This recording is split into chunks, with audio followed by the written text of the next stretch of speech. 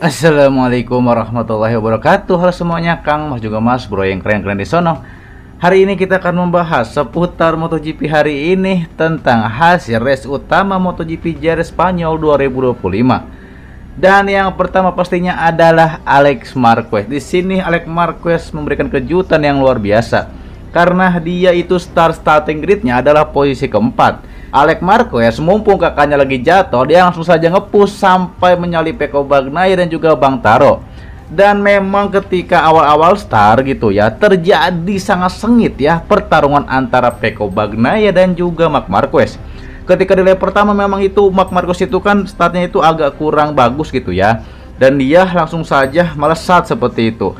Dan di lap pembuka itu sangat sengit gitu ya, Pecco Bagnaia sama Marc Marquez saling salip gitu ya. Dan pada akhirnya setelah 3 lap gitu ya, Marc Marquez itu kalah dari Pecco Bagnaia gitu ya, maksudnya salipannya mepet gitu ya. Dan ketika Marc Marquez mau ngepush lagi di lap ketiga, dia malah terjatuh. Dan mungkin Marc Marquez terlalu ngepush ataupun memakai cara Honda, memakai gaya balap Honda. Daripada itu Marc Marquez menjadi terjatuh kayaknya ya, kehilangan grip ban depan.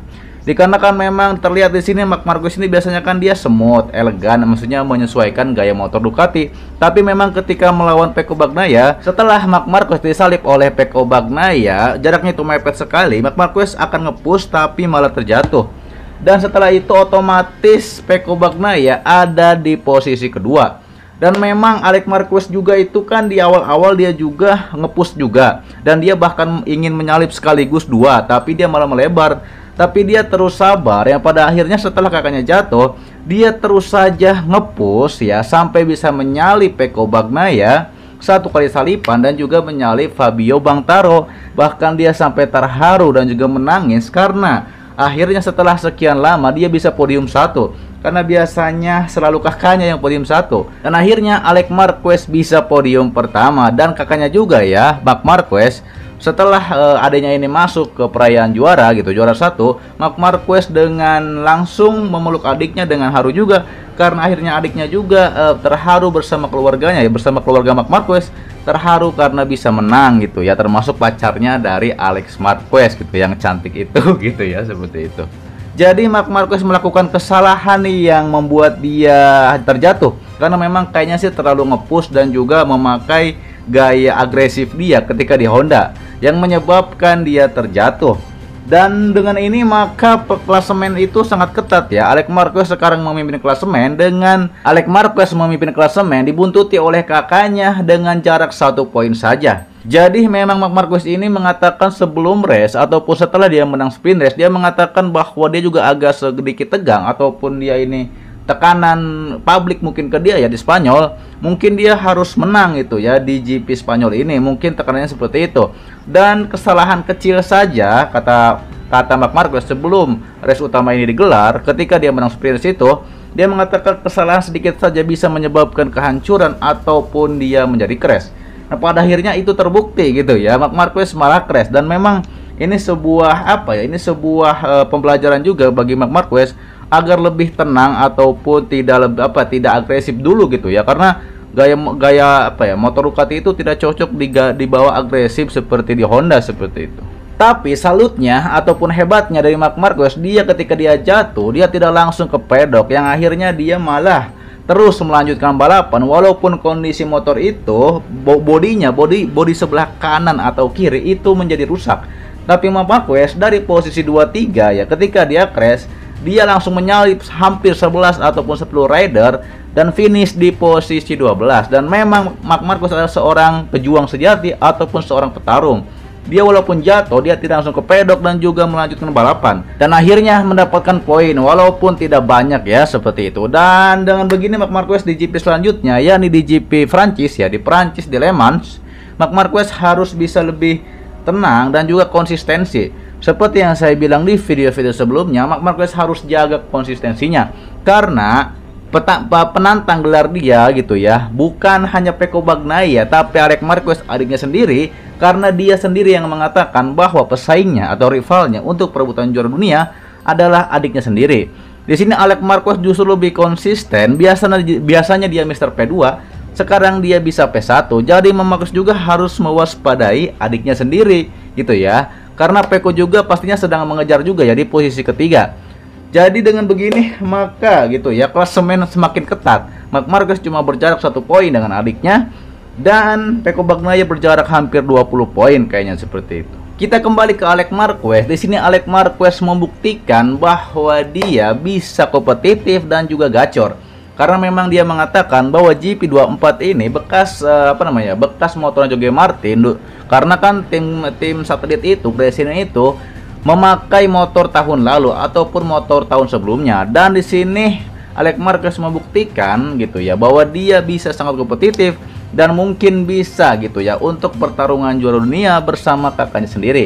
Jadi Alex Marquez juga patut diwaspadai karena memang saya pernah bikin video juga. Alex Marquez ini bisa menjadi kuda hitam ataupun tim satelit yang bisa juara lagi seperti Pramac Ducati yang sebelum pindah ke Yamaha ya. Karena Pramac juga kan sebelumnya Jorge Martin yang menang gitu ya. Dan mungkin tahun ini Gresini Racing Ducati juga bisa menang bersama Alex Marquez dan itu akan sangat mengejutkan kembali karena biasanya yang difavoritkan adalah Peko Bagnaia ataupun yang paling diunggulkan adalah Marc Marquez.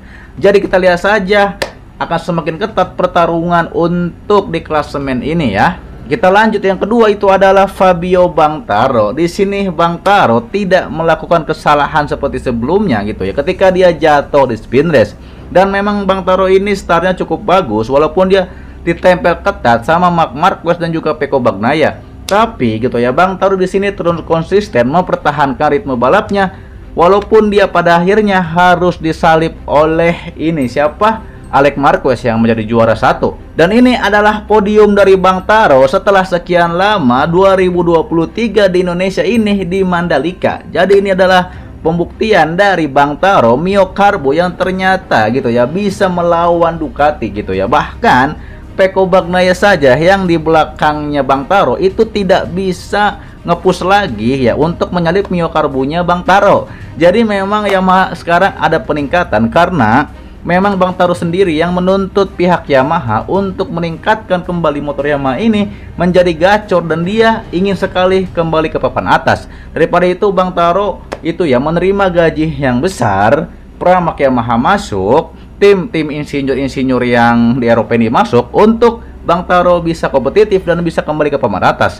Dan apalagi di GP selanjutnya yakni GP Le Mans di Perancis, Quartararo di kandangnya. Pastinya Quartararo punya ambisi tersendiri untuk bisa podium 1 gitu ya di Le Mans di Prancis nanti. Otomatis memang Quartararo ini tidak bertarung dengan siapapun ataupun tidak bertarung ketat gitu ya. Cuma disalip sama Alex Marquez doang. Jadi Quartararo ini mempertahankan ritme balapnya bahkan bisa tidak disalip oleh Peko Bagnaia yang di belakangnya. Padahal Mio Carbo dikejar sama Ducati. Tapi Mio Carbo-nya Quartararo membuktikan bahwa dia bisa mempertahankan ritme balapnya. Dikarenakan memang Yamaha ini biasanya kendalanya adalah ban gitu ya. Kehilangan grip, jadi kekurangan grip. Jadi memang ketika tekanan suhu itu mulai naik kayaknya ya, tekanan suhu mulai naik, ban yang dipakai oleh Yamaha ini, ban Michelin malah kekurangan grip. Daripada itu memang permasalahan Yamaha itu adalah kekurangan grip aja. Dikarenakan tahun-tahun sebelumnya sudah lama sekali Bridgestone itu menjadi pemasok utama MotoGP bannya. Daripada itu Honda dan Yamaha bisa sangat kencang, bisa sangat gacor karena memang ban depan Bridgestone itu sangat kuat gitu ya dan cocok untuk balapnya. Maksudnya cocok untuk Yamaha dan juga motor Honda. Daripada itu Ducati kan tidak begitu kompetitif ketika Bridgestone, tapi ketika beralih ke Michelin gitu ya, Ducati ini bisa sangat luar biasa karena memang ban Michelin itu kuatnya di belakang, bukan di depan seperti Bridgestone. Tapi mungkin itu akan menjadi perbaikan dari Yamaha untuk lebih bisa kompetitif lagi. Dikarenakan nanti 2027 ban itu nanti akan beralih gitu semuanya ya, akan digantikan oleh Pirelli. Dan itu akan adaptasi lagi dan semoga mungkin gitu ya semoga aja bannya itu lebih kuat depan belakang jadi supaya adil seperti itu. Dan selanjutnya podium ketiga adalah Peko Bagnaia. Di sini Peko membuktikan gitu ya bahwa dia bisa battle sengit dengan Marc Marquez dan dia bahkan bisa mengalahkan Marc Marquez. Dan ketika Marc Marquez mepet di belakangnya Peko Bagnaia, Marc Marquez malah terjatuh di lap ketiga. Dan ketika di lap pembuka, ketika opening itu ya, ketika satu lap terjadi battle yang sangat seru ya antara Pecco dan Marquez, saling menyalip satu sama lain. Dan mungkin itu Marc Marquez mungkin kayaknya agresif ya, memakai gaya balap Honda yang menyebabkan dia jatuh, mungkin seperti itu. Jadi Pecco di sini juga diuntungkan dengan Marc Marquez jatuh, karena Marc Marquez yang bisa mengalahkan dirinya adalah dirinya sendiri gitu. Yang bisa mengalahkan dirinya adalah dirinya sendiri. Jadi memang satu lap pembuka itu terjadi sengit. Di lap ketiga Marc Marquez malah jatuh. Kalau misalnya Marc Marquez tidak jatuh, kayaknya sih Marc Marquez masih bisa menang melawan Pecco Bagnaia, karena ya jelas mepet sekali. Tapi karena ini ada kesalahan dari Marc Marquez, terlalu agresif, dia malah terjatuh. Dan di sini Pecco setelah Marc Marquez terjatuh, otomatis dia malah ini gitu ya, agak nggak bisa nyalip Bang Taro gitu ya, terus nguntit di belakang aja dan malah disalip oleh Alex Marquez ya. Padahal ini Alex Marquez ini starting gridnya keempat, Pecco ini ketiga gitu ya, Marc Marquez kedua, si Bang Taro ke satu. Padahal Alex Marquez ini starting gridnya adalah keempat, tapi Pecco Bagnaia ini malah setelah Marc Marquez jatuh, justru dia malah ini gitu ya, bertahan di situ saja, disalip oleh Alex Marquez gitu ya. Dan Alex Marquez bisa nyalip Bang Taro juga, bisa posisi satu, tapi Pecco ini gitu ya, setelah disalip oleh Alex Marquez malah ketinggalan jauh sama Alex Marquez. Alex Marquez pertama udah mimpin. Si Pecco ini mah masih nguntit si Bang Taro aja, padahal mah jaraknya tuh lumayan, lupa ya, gapnya cuma setengah detik doang nih Pecco sama si Alex Marquez, sama si Bang Taro. Tapi Pecco ini justru nggak bisa nge-push untuk mengejar Mio Karbu gitu. Itu kenapa gitu ya? Mungkin ini ya, karena kan rata-rata rider ya di race utamanya Spanyol Jerez ini memakai medium. Jadi belakang medium kering, depan juga medium kering. Jadi mungkin kayaknya ini Pecco kehabisan ban mungkin ya. Maksudnya bannya mungkin habis atau gimana gitu ya. Karena dia tidak bisa nge-push setelah itu ya untuk mengalahkan Bang Taro untuk bisa podium 2. Dan akhirnya Pecco Bagnaia bisa podium 3. Tapi itu juga diuntungkan dengan Marc Marquez terjatuh. Kalau misalnya Marc Marquez tidak terjatuh, kayaknya sih Marc Marquez juara 1 juga, Pecco mungkin ya juara 4 kali atau juara 3 ya. Mungkin kan seperti yang saya bilang di prediksi sebelumnya, antara Marc Marquez ya gitu ya, Alex Marquez, Pecco Bagnaia. Tapi Bang Taro juga bisa podium asalkan dia bisa mempertahankan ritme balapnya. Dan benar ternyata Bang Taro bisa mempertahankan ritme balapnya walaupun dia tidak podium 1, tapi dia bisa podium 2 dan juga tidak disalip oleh Pecco Bagnaia. Karena di sini Pecco memang itu ya konsisten untuk jarang podium 1 gitu ya, jarang podium 1 gitu. Karena Pecco Bagnaia itu jarang sekali untuk masuk podium 1, dia biasanya podium 3 gantian sama Morbidelli gitu ya. Dan dia pernah podium 1 cuma di Amerika karena Marc Marquez terjatuh. Tapi di sini memang akan sangat sengit ya. Pecco juga kan dengan Marc Marquez terjatuh, Pecco pastinya punya ambisi tersendiri untuk mengejar poin.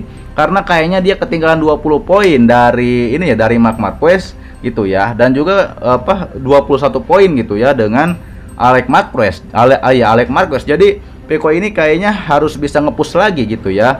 Tapi dia juga harus bisa podium 1 kalau bisa mah ya, karena jika terus berada di podium 3 dan Marc Marquez dan juga Alex Marquez konsisten di GP-GP selanjutnya, jadi Pecco juga harus membuktikan. Katanya Pecco ini sangat panas ataupun rodanya berputar sangat panas ketika seri Eropa berlangsung, dan ini sudah masuk Eropa gitu ya. Dan Pecco memang di sini dia bisa konsisten gitu ya untuk di race utama. Kadang dia selalu masuk podium di race utama gitu ya, di race utamanya MotoGP. Jadi Pecco selanjutnya juga harus mempertahankan ritme balapnya dan tidak kalah dari Alex Marquez, karena pesaing sebelum mengalahkan Marc Marquez gitu ya sih. Jadi lawan dari Pecco Bagnaia ini adalah duo Marquez, dua bersaudara, bukan cuma Marc Marquez tapi Alex juga harus dikalahkan. Ditambah lagi Alex ini kan bukan dari tim pabrikan, tim satelitnya Ducati Gresini Racing. Jadi padahal kalau kita bandingkan dari spek motor gitu ya, Pecco jelas lebih unggul daripada si Alex Marquez, karena Alex Marquez ini kan di tim satelit, ditambah lagi juga dia itu adalah memakai motor yang lama, motor bekas Jorge Martin tahun lalu. Dan Pecco itu lebih gahar, lebih bagus ya, sama seperti Marquez motornya. Tapi kenapa kok untuk melawan Alex Marquez saja ini kayak kesusahan Pecco ya? Daripada itu Pecco harus lebih bisa untuk mengepus lagi gitu ya untuk di seri Eropa mendatang ataupun nanti di GP Le Mans ya. Untuk segitu dulu data MotoGP dari posisi pertama podium 1 ya ini Alex Marquez sampai ke Pecco Bagnaia. Sedangkan untuk posisi 4 sampai ke bawah gitu ya, kita akan bahas lengkapnya di data MotoGP. Oke, ini adalah data MotoGP selengkapnya. Tadi kita bahas posisi pertama yakni Alex Marquez sampai ke Pecco Bagnaia, dan posisi keempat yang keempat di sini adalah Maverick Viñales. Di sini Top Gun ataupun Neng Vina bisa posisi keempat karena memang dia ini hampir saja bisa menyalip Pecco Bagnaia, tapi karena sisa waktu lap tidak banyak, Viñales tidak bisa menyalip Pecco. Karena kalau nggak salah starting grid dari Viñales kelima atau keenam kalau nggak salah ya. Tapi Viñales di sini membuktikan bahwa dia bisa posisi keempat, lebih baik daripada rider KTM lainnya ya. Di sini Maverick Viñales ini lebih baik daripada Pedro Acosta dan juga Enea Bastianini. Dikarenakan Viñales bisa masuk ke 4 besar, posisi 4. Dan di sini Viñales tidak ada kejutan yang luar biasa seperti di Qatar kemarin. Karena di sini Viñales memang dia bagus, tapi dia tidak bisa masuk podium karena memang mungkin dia hanya gacor di Qatar kemarin doang seperti itu ya. Kelima adalah Fabio Di Gia. Di sini Di Gia lebih baik karena di sprint kemarin dia nggak kelihatan, kalah sama Morbidelli. Dan di sini Di Gia ini biasanya emang dia ini langganan biasanya 5 besar ya, posisi 4, 5 atau 6 nih si Di Gia ini posisi finishnya. Tapi segini lumayan lah Di Gia ya gitu. Keenam Brad Binder. Di sini Brad Binder nih lumayan gitu ya. Dia juga diuntungkan memang dengan banyaknya rider yang terjatuh seperti itu ya. Brad Binder di sini kalau di race utama dia bisa masuk posisi 6 ya, lebih baik daripada si Acosta. Karena Pedro Acosta posisi 7, dia starting gridnya kalau nggak salah ke-12 ya, di luar 10 besar tapi bisa merangsek. Dan itu juga diuntungkan dengan banyaknya rider yang berjatuhan seperti itu. Ke-8 Ogura. Di sini Ogura akhirnya dia bisa kalau sprint race kayaknya Ogura kemarin tuh kurang begitu kelihatan ya. Sedangkan di race utamanya MotoGP di Spanyol Jerez ini, si Ogura bisa masuk 8 besar. Dan di sini tidak ada Fermin Aldoguer karena Aldoguer kalau nggak salah jatuh dia ya. Gitu. Sedangkan posisi 9 itu adalah Enea Bastianini. Di sini Enea baru kelihatan ya karena dia jarang sekali masuk ke 10 besar. Karena memang motor KTM ini lebih banyak masalah gitu ya. Khususnya lagi bangkrut dan juga seperti itulah. Jadi Enea ya harus panjangin aja sabarnya gitu. 10 King Marini. Akhirnya King Marini di sini bisa masuk 10 besar karena King Marini juga jarang kelihatan juga ya. Biasanya Marini mah posisinya 20 ataupun 15 gitu ya. Di sini Marini bisa ada di posisi 10, ini lumayan lah karena posisi 11 itu Babang Zarco. Di sini Bang Zarco tidak sekompetitif sebelumnya ya. Bang Zarco di sini posisi 11 karena biasanya Babang Zarco itu bisa masuk 5 besar ya. Di sini ya lumayan lah Babang Zarco ya bisa selalu hampir masuk 10 besar seperti itu. Karena Bang Zarco adalah tukang gendong Honda karena tim pabrikannya pada bapuk gitu ya, rider pabrikannya. 12 di sini adalah Marc Marquez gitu ya. Tumbenan Marc Marquez jarang sekali gitu ya masuk ke posisi 12 karena King MM93 ini terjatuh di lap ketiga ketika dia itu mau nyalip Pecco Bagnaia. Marc Marquez itu tadinya dia jatuh dan posisinya 23 tapi dia terus melanjutkan balapan walaupun motornya itu rusak ataupun tidak. Di sini Marc Marquez membuktikan walaupun dia jatuh, dia bisa sangat kompetitif juga ya, bahkan merangsek ke 12 gitu ya. Tadinya kan dia posisi 23 setelah jatuh dan terus menyalip nih berapa rider nih, si Bapuk, Sapadori, terus sampai Alex Rins juga disalip sama Marc Marquez. Jadi Marc Marquez memang untuk bisa masuk ke podium itu susah ya karena tidak terlalu banyak lap yang tersisa dan motornya juga kondisinya seperti itu, dan itu masih hebat karena bisa terus melanjutkan balapan seperti itu. Dan 13 Alex Rins. Di sini Alex Rins ya, ini Alex Rins susah untuk masuk 10 besar, 5 besar tuh jarang lah Alex Rins ini ya. Alex Rins yang memang kurang begitu kelihatan ya, lebih jagoan Fabio Quartararo ya. Quartararo bisa masuk podium, sedangkan rekan setimnya Alex Rins malah bapuk gitu ya seperti itu. 14 Bezzecchi ya, masih adaptasi juga ya Bezzecchi ini, nggak begitu kelihatan juga. 15 Fernandez disalip oleh Marc Marquez gitu ya. Dia Bezzecchi, pokoknya mah yang disalip sama MM93 tuh Alex Rins, Bezzecchi, Fernandez sama Mas Agus sama Espargaro juga si Bapuk, Sapadori gitu ya. Jadi Ya Fernandes ya nggak begitu kelihatan juga. 16 Mas Agus. Mas Agus posisi 16 ya, pengganti Miguel Oliveira. Bapuk juga. 17 Espargaro mah wajar gitu, dia kan dia mah pembalap wildcard ya gitu, seperti itu, pengembangan Honda. 18 si Bapuk juga, Sapadori. Udah mah paling bapuk deh. Paling bapuk dong si itu ya, si Sapadori ini, seperti itu. Sedangkan yang terjatuh itu adalah Fermin Aldoger. Aldoger ini 18 lap ya. Dia di lap 18 dia malah terjatuh, dan itu membuat kerugian yang cukup besar ya, karena dia kalau misalnya dia tidak crash, si Fermin Aldoger dia bisa masuk 5 besar ataupun 10 besar, tapi karena dia terjatuh, dia sayang sekali ya, padahal tinggal beberapa laps lagi itu bisa tinggal 6 lap lagi ya, atau 7 lap lagi itu bisa berakhir ya, finish, tapi dia malah terjatuh si Fermin Aldoger gitu ya. Si Morbidelli juga tumbenan ini ya. Morbidelli biasanya bisa masuk 5 besar gitu ya, dan ini malah jatuh ya si Morbidelli, padahal ada Rossi loh yang nonton gitu ya. Kenapa si Morbidelli malah terjatuh gitu? 15 lap dia terjatuh si Morbidelli. Joan Mir juga ini sama juga ya. Si Joan Mir ini lebih banyak jatuh ya daripada si Luca Marini. Kalau Luca Marini mah kayaknya cari aman aja, tapi kalau Joan Mir itu kayaknya nge-push motor biar masuk 10 besar gitu atau gimana. Pada akhirnya dia menjadi crash ya, dan Joan Mir emang kadang bisa masuk 10 besar tapi kadang jatuh juga ini ya si Joan Mir. Jack Miller juga ya itu Jack Miller juga crash juga ya di lap 13 seperti itu.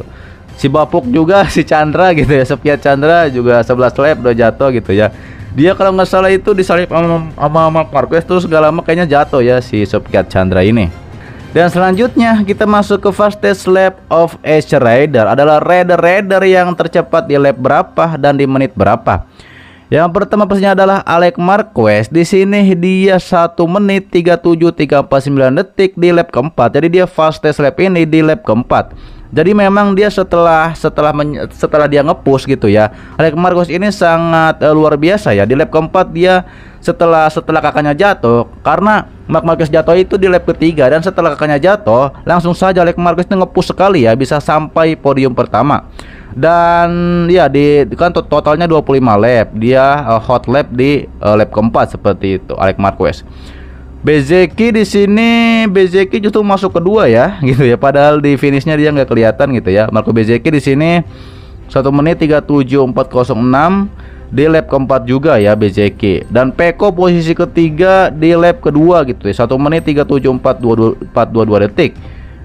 Memang Pecco di lap pertama itu ya, di lap pertama sama kedua sangat battle itu sangat ketat dengan Marc Marquez. Jadi battle Marc Marquez kan jatuh di lap ketiga gitu ya, dan Pecco Bagnaia di lap kedua dia udah hot lap, dan akhirnya setelah Marc Marquez jatuh dia bisa nge-push juga ya, walaupun si Pecco ini nggak bisa nyalip Bang Taro ya di posisi 2 seperti itu. Keempat justru posisi podium 2 itu Bang Taro di hot lapnya ini ada di lap keempat ya, di 1 menit 37,502 detik. Jadi memang Bang Taro ini dia menjaga ritme balap, walaupun dia disalip oleh Alex Marquez, tapi di lap keempat gitu ya sampai seterusnya terus mempertahankan ritme balapnya ini Bang Taro. Dan yang kelima Fermin Aldoger di lap kelima, tapi sayangnya jatuh seperti itu ya. Sedangkan Marc Marquez itu di posisi 6 di lap 18. Jadi lap terakhir Marc Marquez ini memang sangat nge-push sekali gitu ya untuk bisa mendapatkan poin sepertinya, karena dia jatuh posisinya 23 bisa sampai 12, dan itu langsung saja ngacir gitu ya. Posisi di lap 18 langsung saja semuanya rider disalip sampai posisi 12 seperti itu. Dan yang terakhir itu adalah si Bapuk lagi, si Septiat Chandra ya, di lap ke-11. Tidak ada gunanya juga di lap 11. Tidak ada gunanya di lap ketiga dia hot lap gitu ya, karena terjatuh di lap 11 seperti itu ya. Dan selanjutnya kita masuk ke event base maximum speed. Tiap-tiap rider yang memiliki kecepatan di sini. Dan di sini terlihat ada Marco Bezzecchi. Bezzecchi masuk gitu ya di sprint kemarin, dia mencetakkan waktu 316 km. Yang kedua Morbidelli 308 km. Yang ketiga Pedro Acosta 300 km. Viñales juga keempat ini dia 300 km gitu ya. Kelima adalah Pecco 300 km di praktis gitu ya. Jadi ini maksimum speed ini semua gitu ya, praktis, sprint sama race utama seperti itu. Sedangkan untuk pemenangnya gitu ya, Alex Marquez ini berada di posisi berapa ini? Sedangkan Alex Marquez yang menjadi pemenang MotoGP podium 1 dia berada di posisi 14 ya, 14 dengan kecepatan 258,3 km. Jadi memang Alex Marquez tidak secepat Bezzecchi gitu ya, tidak secepat Pedro Acosta dan Morbidelli, tapi bisa untuk podium 1 karena di tikungan ini Alex Marquez sangat cepat ya, seperti itu. Dan selanjutnya kita menuju klasemen sementara seperti itu ya. Di sini tertera bahwa Alex Marquez gitu ya. Alex Marquez adiknya Marc Marquez memimpin klasemen dengan 140 poin karena kakaknya jatuh hanya bisa posisi 12. Otomatis Alex Marquez mendapatkan poin lebih banyak 25 poin, sedangkan kakaknya mendapatkan poin sedikit karena posisinya di 12 gitu ya. Dan di sini 140 poin, yang kedua adalah kakaknya Marc Marquez gitu ya. Jaraknya cuma 1 poin ya antara Marc Marquez sama Alex Marquez. Jadi dua bersaudara ini dipisahkan hanya dengan 1 poin, dan ini akan sangat ketat ya persaingan di GP Le Mans nanti di Prancis seperti itu. Sedangkan untuk ketiga Pecco Bagnaia, dia di sini 120 poin dan jaraknya itu untuk mengejar Marc Marquez 20 poin gitu ya, dan 21 poin ke Alex Marquez. Jadi Pecco juga masih ada kesempatan untuk bisa berada di posisi pertama klasemen asalkan dia bisa terus gitu kompetitif biar berada di podium 2 ataupun menjadi pemenang di podium 1 ya, karena Pecco pastinya punya ambisi tersendiri karena biasanya Pecco itu di seri Eropa menjadi panas ya. Keempat Morbidelli 84 poin, kelima di Gianantonio, keenam Bang Taro. Di sini pemenang Bang Taro ini kan lagi gacor nih bersama Yamaha ya. Dia mendapatkan poin yang cukup banyak juga, posisi 2, dan akhirnya membawa dia ke posisi 6 seperti itu ya. Otomatis di sini di 1 sampai ke 10 cuma Bang Taro dari Yamaha yang bisa ada di 10 besar seperti itu. Yang ketujuh Bambang Zarco gitu ya dengan 43 poin. Ogura di sini 37 poin, Bezzecchi 36 poin, Acosta 33 poin, Brad Binder 32 poin, terus Rod Marini ya King Marini 12 poin, 13 Bastianini ya Enea 28 poin. Aldeguer 25 poin di sini ya. Sayang sekali Aldeguer ini kalau misalnya dia nggak jatuh gitu, jadi dia bisa nyalip si Ai Ogura ya di posisi apanya, bisa ngejar Ogura sebagai Rookie of the Year seperti itu. Vinales 15 24 poin, Jack Miller 16 posisi 16 19 poin, Alex Rins 17 poin, Joan Mir juga 11 poin, Raul Fernandez 6 poin, Mas Agus juga poinnya 3 gitu ya. Terus Miguel Oliveira lagi cedera 2 poin, si Bapuk Sapadori 1 poin. Dari kemarin-kemarin satu mulu Bapuk Sapadori ini nggak keluar-keluar. Yang paling bapuk di antara yang lainnya terbapuk di antara terbapuk adalah Sophia Chandra karena masih bertelur aja di kandang ayam itu ya. Masih telur aja nih, kosong, belum ada peningkatan nih Sophia Chandra ya. Sedangkan posisi 24 Espargaro yaitu pembalap wildcard juga karena ya wajar tidak mendapat poin. Sedangkan yang 25 Martin karena Martin tidak balapan lagi cedera. Dan inilah World Championship Classification. Pertama itu adalah Ducati dengan 185 poin karena Ducati menguasai di semua sektor gitu ya. Selalu menang di balapan tim-timnya gitu ya, pembalap-pembalapnya gitu ya. Dan menempatkan mereka di posisi pertama gitu ya, tidak terkejar, sangat jauh dengan Yamaha ya. Di sini Yamaha kedua ya. Biasanya kan Honda ya, karena Bang Taro ini kan kompetitif ya, karena kan ini adalah penilaian MotoGP kepada tiap pabrikan yang ridernya bisa podium ataupun bisa mendapatkan poin lebih banyak, dan Bang Taro akhirnya mendapatkan poin banyak dan membuat Yamaha bisa ada di posisi 2 di posisi 2 yang ke atas adalah yang di atas adalah yang. Tapi untuk mengejar poin Ducati sih Yamaha masih jauh ya. Jaraknya adalah 123 poin gitu ya. Karena Ducati mah ya tidak terkalahkan kalau masalah konstruktor mah gitu ya. Sedangkan posisi ketiga adalah KTM, ya lumayan lah KTM 58 poin gitu. Jadi memang antara Yamaha dan KTM itu jaraknya tuh paling sedikit lah gitu ya. Nggak, kalau saya dari Yamaha ke Ducati kan lumayan banyak ya jarak poinnya. Kalau Yamaha ke KTM tuh jaraknya paling sedikit doang gitu ya. Dan KTM memang lagi bangkrut dan ya masih bingung lah gitu ya untuk bisa balapan atau enggak nanti di musim-musim berikutnya.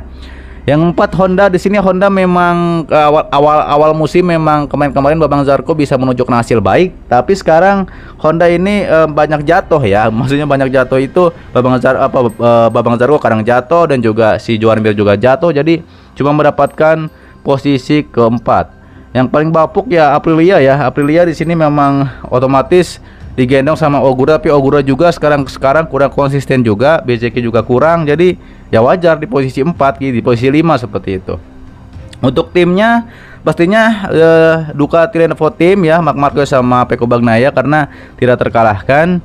Kedua pastinya Gresini Racing, Alex Marquez jadi juara gitu ya, karena setelah setelah tim pabrikan merah pastinya Gresini yang menjadi yang terbaik seperti itu. Yang ketiga Pertamina Enduro via Potisik 147 poin.